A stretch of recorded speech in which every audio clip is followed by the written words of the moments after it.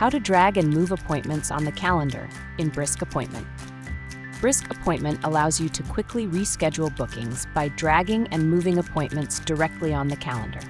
This feature is available on the Appointments page when using the Day View or Week View. To move an appointment, locate the appointment on the calendar and click and hold the appointment box.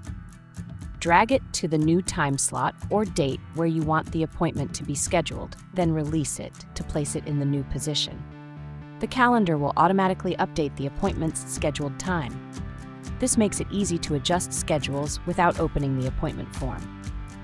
Dragging appointments helps staff quickly reorganize schedules, respond to client changes, and keep the calendar accurate. For more Brisk Appointment tutorials, visit the address shown on your screen.